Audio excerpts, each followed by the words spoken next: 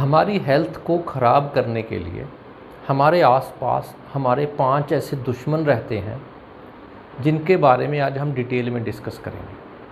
और वो दुश्मन कौन है और वो हमें कैसे नुकसान पहुंचाते हैं और हम उनके नुकसान से बचने के लिए क्या कर सकते हैं। तो इन सब चीज़ों पे आज का हमारा चैप्टर नंबर 9 पूरी तरह फोकस करेगा।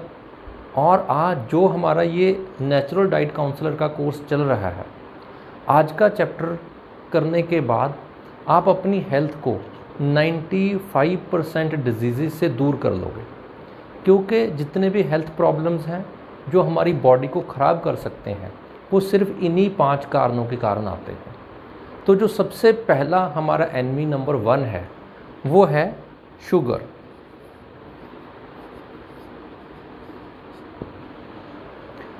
शुगर हमारी बॉडी को बहुत ज़्यादा नुकसान करता है, पर ये हमें पसंद बहुत है। हम शुगर के बिना नहीं रह सकते। कुछ लोग तो हमने अपने डाइट यूनिवर्सिटी में जो डाइट प्लान लेने आते हैं डायबिटीज़ का, जिसकी हम 100% गारंटी करते हैं कि इस डाइट प्लान को फॉलो करने के बाद आपकी डायबिटीज़ रिवर्स होनी ही होनी है, तब भी कुछ लोगों का एक्सपीरियंस ये है कि वो लोग अपनी मीठे वाली चाय नहीं छोड़ सकते।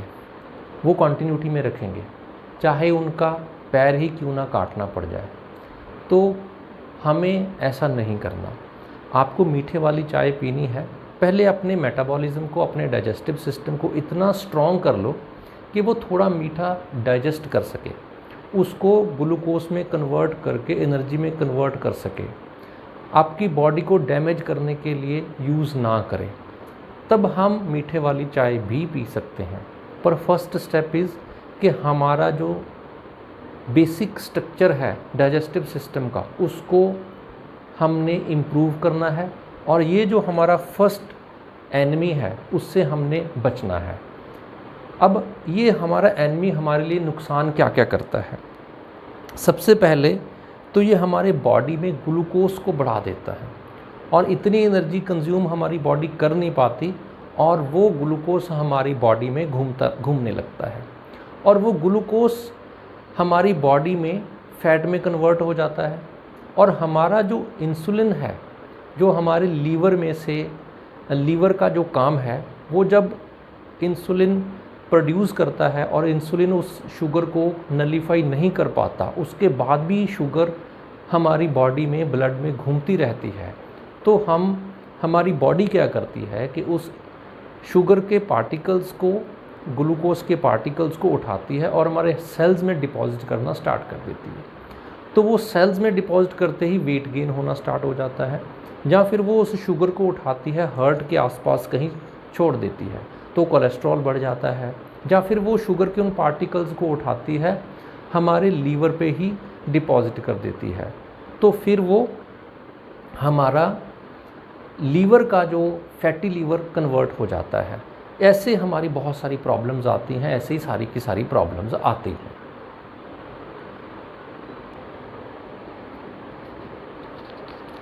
जो शुगर है ये हमारे इम्यून सिस्टम को भी काम करने से बहुत ज़्यादा रोकती है। इसके अलावा शुगर के कारण हमारी बॉडी में और बहुत सारी प्रॉब्लम्स आती हैं, जैसे कि जो कफ इंक्रीज़ होता है, जिससे कंजेशन हो जाती है। छोटे बच्चों में बहुत ज़्यादा कंजेशन हो जाती है। तो वो जो कोल्ड और शुगर, और इसमें अगर डेयरी मिल जाए, तीनों चीज़ें मिल के बच्चों में इतना ज़्यादा कफ प्रोड्यूस कर देते हैं कि उनमें इतनी कंजेशन होती है कि ब्रीदिंग की बहुत बड़ी प्रॉब्लम आ जाती है। जैसे ही ब्रीदिंग की प्रॉब्लम आती है, आपकी बॉडी को ऑक्सीजन नहीं मिलेगी, तो आपकी बॉडी को प्रॉपर ऑक्सीडेशन नहीं होगा और आपका डाइजेस्टिव सिस्टम वीक हो जाएगा। तो शुगर हमारा एनिमी नंबर 1 है। ये हमारे टूथ को भी डिके करता है, स्किन में भी एजिंग के इफ़ेक्ट्स लेके आता है, डाइजेस्टिव सिस्टम को भी डिस्ट्रॉय करता है। डायबिटीज़, हार्ट की प्रॉब्लम्स, ओबेसिटी, ये सब चीज़ें इस शुगर के साथ अटैच्ड हैं। तो हमें इससे बच के रहना है। और जो दूसरा हमारा एनिमी है, दैट इज़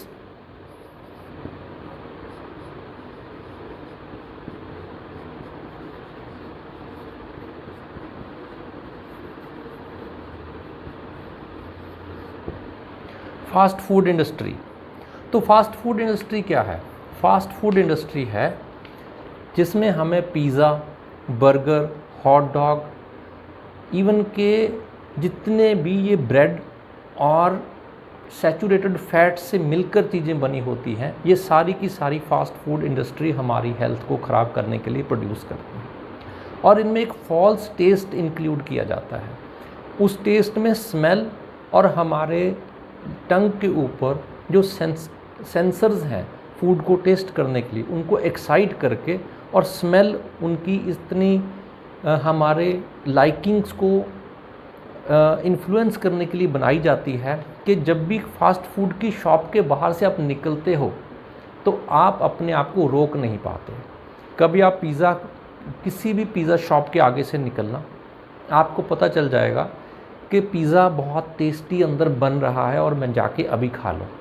तो वो जो फॉल्स एक आपके अंदर एक टेस्ट क्रिएट किया जाता है आपकी स्मेल को आपके लिए यूज़ करके, तो उसको रोकने के लिए आपके कॉन्शियसनेस को एफर्ट करना पड़ेगा कि ये जो स्मेल के साथ मुझे टेस्ट की क्रेविंग्स आ रही हैं, ये सब फॉल्स है। और ये आपकी हेल्थ को कैसे ख़राब करता है? क्योंकि जंक फूड एक ऐसा फूड है जिसको अगर आप 12 डेज़ तक खाओगे तो उसके बाद इमीडिएटली आपकी बॉडी की इम्यूनिटी इतनी वीक हो जाती है तो वो आपकी बॉडी के ग्लूकोज को एनर्जी में कन्वर्ट करना बंद कर देती है, और जिससे टाइप 2 डायबिटीज़ होने का ख़तरा हो जाता है, और उसके बाद टाइप 1 डायबिटीज़ भी।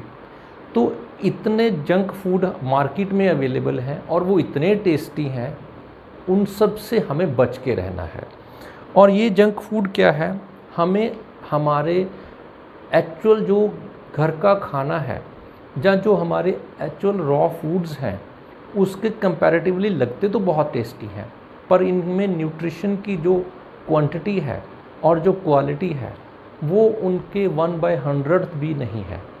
तो क्योंकि ये हमारे डाइजेस्टिव सिस्टम को इतना वीक कर देता है तो हमें इसको कभी भी नहीं खाना, कभी भी नहीं खाना, और इसको हमेशा अवॉइड करना है। कहीं इमरजेंसी सिचुएशन में आप फंस गए हो तब आप 1 महीने में 1 आध बार खा सकते हो, वो भी बहुत कम क्वांटिटी में। अदरवाइज़ कोशिश करो कि इसको कभी ना खाओ, क्योंकि ये एक ऐसा फूड है जिसका कोई फ़ायदा ही नहीं है। पर फिर भी पूरे वर्ल्ड में, हमारे देश में ही नहीं पूरे वर्ल्ड में ये फूड इतने फास्ट मूविंग है। मैकडॉनल्ड के तो हर 4 घंटे में एक ब्रांच नई खुल जाती थी, इतनी फास्ट मूविंग मैकडॉनल्ड की चेन बढ़ी है। तो इतने फास्ट मूविंग चेन का कारण क्या है? सिर्फ आप लोगों का टेस्ट। उन्होंने आप लोगों के टेस्ट बर्ड्स को पकड़ लिया और आपको एक तरह से पागल बनाया, मूर्ख बनाया, और आपको अपने बर्गर्स खिला दिए। जबकि आपके पास जो आपकी रोटी और सब्जी थी या स्टफ्ड पराठे थे वो इतने अच्छे थे, अगर आप उनको बिना तेल लगाए बिना तले खाओ तो वो आपकी हेल्थ के लिए वंडरफुल इफ़ेक्ट्स क्रिएट करते हैं, और आप 100 साल तक बूढ़े भी नहीं होगे, मरने की तो दूर की बात है। तो इसलिए आपको अपना जो खाना है उसमें जो सेकंड आपकी एनमी है वो फास्ट फूड इंडस्ट्री है, इससे आपको बच के रहना है। जो थर्ड हमारी एनमी है वो है डेयरी प्रोडक्ट्स।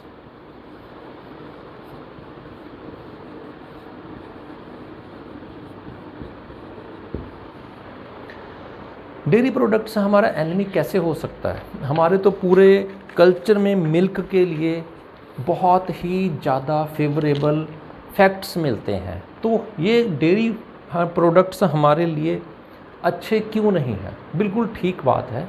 हमारे कल्चर में अगर आप बैकग्राउंड में देखेंगे तो सब लोग मिल्क को हमारा main source of calcium, main food के तौर पे जानते हैं।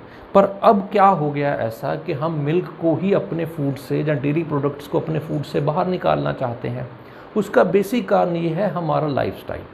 अगर आपने मिल्क पीना है तो आपका कम से कम 2 घंटे से लेकर 3 घंटे का वर्कआउट चाहिए। पुराने समय में हम लोग इतना पैदल चलते थे, हमारे पास एसी नहीं थे, हमारे पास कोई भी ऐसे ट्रांसपोर्ट के मीडियम्स नहीं थे, साइकिल चलाने पड़ते थे, पैदल जाना पड़ता था, लोगों को अपने घर का काम खुद करना पड़ता था, तो हमारा जो वो एनर्जी था वो कंज्यूम हो जाता था।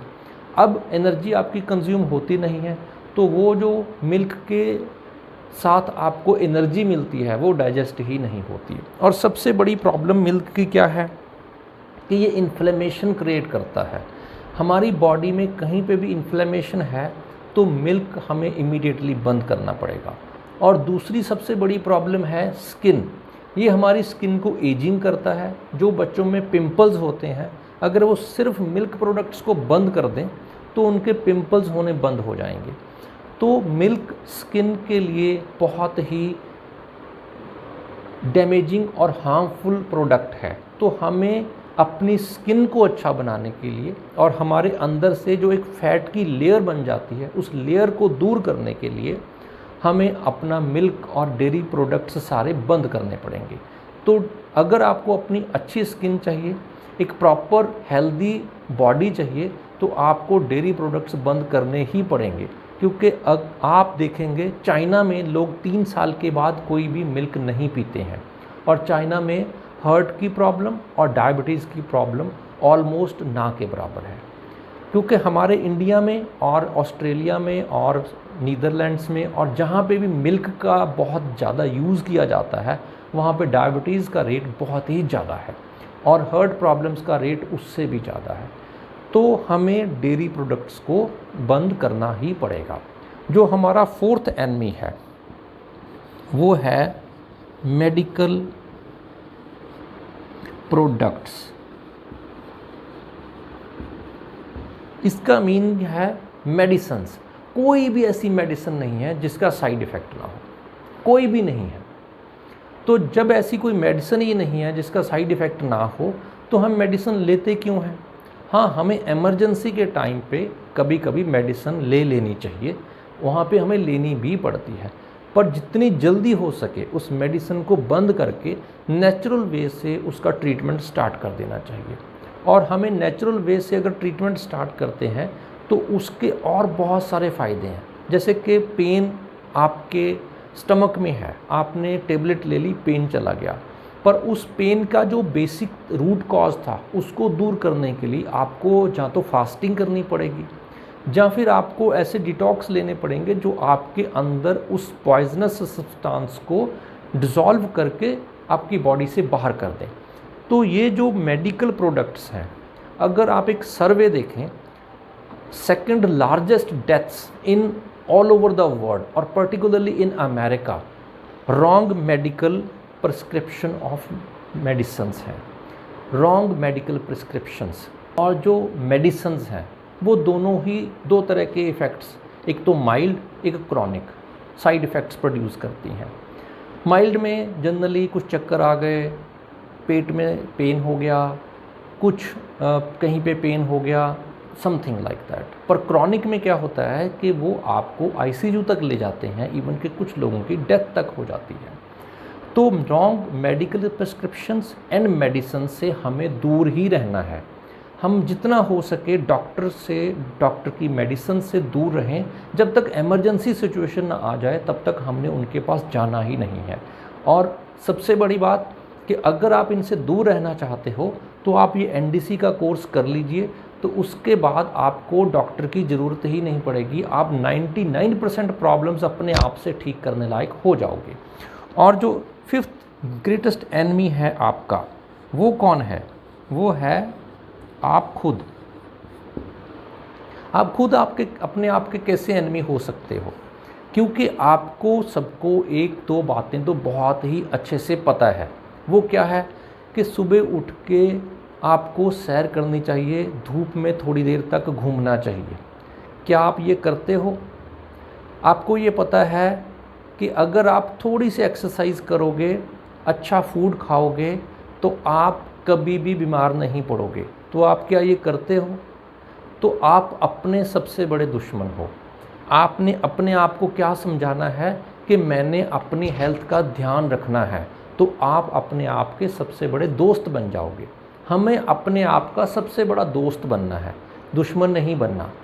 दोस्त बनेंगे तो हम अपनी हेल्थ को, इवन के बॉडी की हेल्थ को और मेंटल हेल्थ दोनों को बहुत अच्छे से टेक केयर कर सकते हैं। और इतना अच्छे से टेक केयर कर सकते हैं कि हम अपने काम को बहुत ही एक्साइटेड होके करेंगे, और जिससे हमें भी फ़ायदा होगा और हमारी पूरी सोसाइटी को भी फ़ायदा होगा। तो हमें अपने आप के दोस्त बनना है, हमें अच्छा फूड अपनी बॉडी को देना है, हमें अच्छी अच्छी एक्सरसाइजेज़ करनी है, हमें सुबह सुबह अच्छा एनवायरनमेंट चाहिए, अच्छा clean and fresh green environment में हम घूमने के लिए जाएं, और हो सके तो डीप ब्रीदिंग की कोई एक्सरसाइज कर लें। जैसे ही आप डीप ब्रीदिंग करते हो आपकी पूरी बॉडी के पास ऑक्सीजन पहुंचती है, जिससे आपका पूरा का पूरा सिस्टम रिफ़्रेश हो जाता है और आप अपने आप को अंदर से बहुत ही रेजुवनेट फील करते हो। तो आपको अपने आप का दोस्त हमेशा के लिए बने रहना है। तो ये थे हमारे कुछ फैक्ट्स जिनको हम अपनी लाइफ में इम्प्लीमेंट करके अपनी लाइफ को हेल्दी बना सकते हैं। तो आज ये हमारा 9th चैप्टर कंप्लीट हो गया है। 10th चैप्टर में हम दोबारा एक नए टॉपिक पे डिस्कशन करेंगे। Thank you.